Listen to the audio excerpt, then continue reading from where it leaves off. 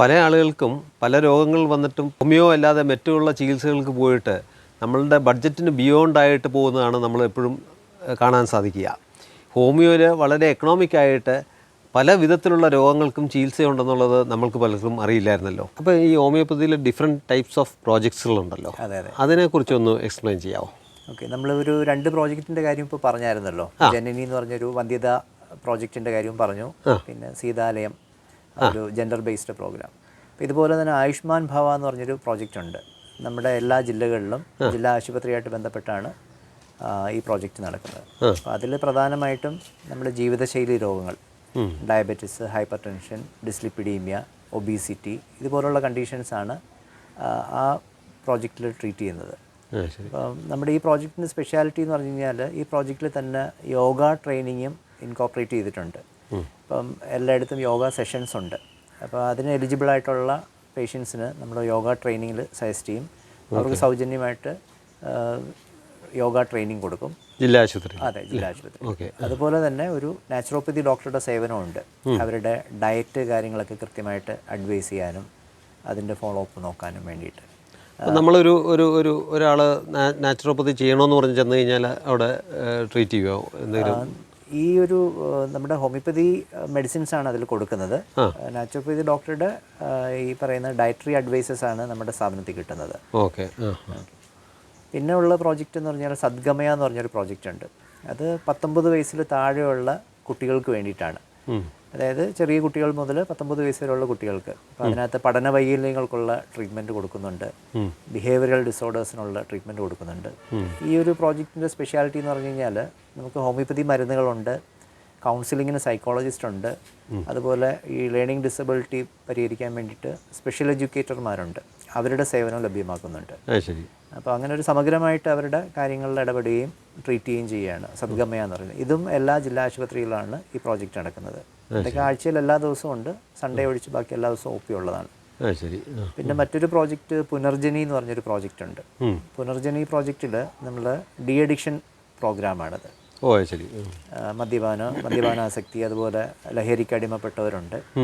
അപ്പോൾ അവർക്ക് അതിൽ നിന്ന് വിമുക്തി നേടാനുള്ളൊരു ട്രീറ്റ്മെൻറ്റാണ് ഈ പുനർജനി പ്രോജക്റ്റിലൂടെ നൽകുന്നത്.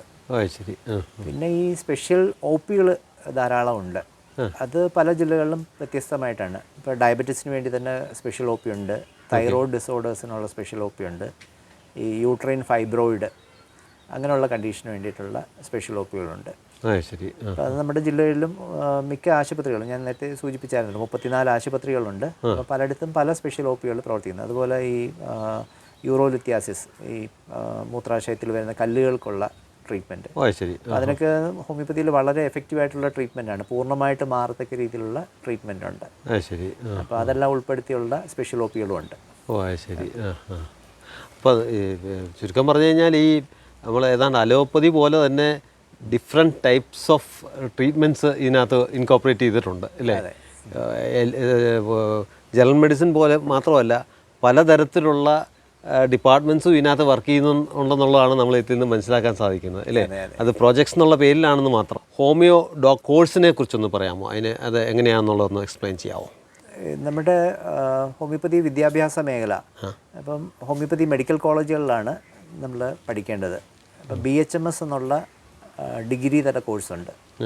അതിൻ്റെ ഡ്യൂറേഷൻ എന്ന് പറഞ്ഞു കഴിഞ്ഞാൽ 5.5 വർഷമാണ്. അതായത് 1 വർഷത്തെ ഇൻറ്റേൺഷിപ്പ് ഉൾപ്പെടെ 5.5 വർഷത്തെ കോഴ്സാണ്. 4.5 വർഷം പഠനവും 1 വർഷം ഹൗസ് സർജനായി വർക്ക് ചെയ്യുക, ഇൻറ്റേൺഷിപ്പ് കൊടുക്കുക പല ഡിപ്പാർട്ട്മെൻറ്റിലായിട്ട്. അത് കമ്പൽസറി ആണോ? അത് തീർച്ചയായിട്ടും. 5.5 വർഷത്തെ കോഴ്സാണ് BHMS എന്ന് പറയുന്നത്, bachelor of homoeopathic medicine and surgery എന്നുള്ളതാണ് അതിൻ്റെ പേര്. അതുപോലെ അതിനുശേഷം നമുക്ക് 3 വർഷത്തെ ബിരുദാനന്തര ബിരുദമുണ്ട്, പോസ്റ്റ് ഗ്രാജുവേഷൻ ഉണ്ട്. അപ്പോൾ അത് പല ഡിപ്പാർട്ട്മെൻറ്റിലുണ്ട്. ഇപ്പോൾ പീഡിയാട്രിക്സ് നമുക്ക് ചൂസ് ചെയ്യാം, സൈക്കാട്രി ചൂസ് ചെയ്യാം, അതുപോലെ ജനറൽ മെഡിസിൻ ചൂസ് ചെയ്യാം. പിന്നെ ഈ കമ്മ്യൂണിറ്റി മെഡിസിനിൽ പിന്നെ ഹോമിയോപ്പതിയുടെ തന്നെ ബേസിക് സബ്ജക്ട്സ് ഉണ്ട്. ഹോമിയോപ്പതി ഫിലോസഫി, മെറ്റീരിയൽ മെഡിക്ക, ഹോമിയോപ്പതി ഫാർമസി. അപ്പോൾ ഇതിലൊക്കെ പോസ്റ്റ് ഗ്രാജുവേഷൻ ചെയ്യാം. അത് 3 വർഷത്തെ കോഴ്സാണ്. അതൊരു സ്പെഷ്യലൈസേഷനാണ്. അപ്പോൾ ഹോമിയോപ്പതി മരുന്ന് നിർമ്മാണത്തിലേക്കൊക്കെ കടക്കുന്നവരുണ്ടാവും, അതിൽ റിസർച്ചിൽ കടക്കുന്നവരുണ്ടാവും. അപ്പോൾ ഹോമിയോപ്പതി ഫാർമസിയാണ് അതിൽ അവർ പഠിക്കുക. പിന്നെ നമ്മുടെ സംസ്ഥാനത്ത് ഇപ്പോൾ നിലവിൽ 5 ഹോമിയോപ്പതി മെഡിക്കൽ കോളേജുകളാണുള്ളത്. 2 ഗവൺമെൻറ് സെക്ടറിലും അത് ഒന്ന് കോഴിക്കോടും ഒന്ന് തിരുവനന്തപുരത്തുമാണ്. 3 എയ്ഡഡ് കോളേജുകളുണ്ട്. കോട്ടയത്ത് ANSS ഹോമിയോപ്പതിക് മെഡിക്കൽ കോളേജ്, അത് ആതുരാശ്രമം ഹോമിയോപ്പതിക് മെഡിക്കൽ കോളേജ്, പിന്നെ Padiyar memorial homoeopathy medical college നമ്മുടെ ചോറ്റാനിക്കര എറണാകുളം ജില്ലയിൽ. പിന്നെ തിരുവനന്തപുരത്ത് നേമത്ത് വിദ്യാധിരാജ ഹോമിയോപ്പതി മെഡിക്കൽ കോളേജ് ഉണ്ട്. പിന്നെ മൊത്തം 5 ഹോമിയോപ്പതി മെഡിക്കൽ കോളേജാണ് നമ്മുടെ സ്റ്റേറ്റിലുണ്ട്. നമ്മുടെ കുറിച്ചിയിലുള്ളതോ? കുറിച്ചിയിലുള്ളതാണ് ആതുരാശ്രമം ഹോമിയോപ്പതി മെഡിക്കൽ കോളേജ്. ആതുരാശ്രമം. ഓ ശരി. ഓക്കെ. ഇതിലേതാ ഫസ്റ്റ് സ്റ്റാർട്ട് ചെയ്തത് എന്നറിയുമോ? ഇതിൽ ഏറ്റവും പഴക്കം ചെന്നത് ആതുരാശ്രമം ഹോമിയോപ്പതിക് മെഡിക്കൽ കോളേജാണ്, കുറിച്ചിയിൽ അല്ലേ? കോട്ടയം കുറിച്ചിയിലുള്ളത്. അതെ ശരി. അപ്പോൾ ഈ പി ജി കോഴ്സുകളൊക്കെ ഇവിടെ കേരളത്തിലുണ്ടോ? ഉണ്ട്. നമ്മുടെ 2 ഗവൺമെൻറ് ഹോമിയോപ്പതി മെഡിക്കൽ കോളേജുകളിലും പോസ്റ്റ് ഗ്രാജുവേഷൻ കോഴ്സുകളുണ്ട്. ശരി. ഇപ്പം നമുക്ക് പലവിധ അറിവുകളും ജ്ഞാനങ്ങളും നമ്മുടെ ഡോക്ടറോട് സംസാരിച്ച് നമുക്ക് അറിയാൻ സാധിച്ചു. ഇത്ര നേരം CTI ദ പീപ്പിൾസ് ചാനലിന് വേണ്ടിയിട്ട് സമയം ചെലവഴിച്ച ഡോക്ടർക്ക് പ്രത്യേകം നന്ദി. Thank you.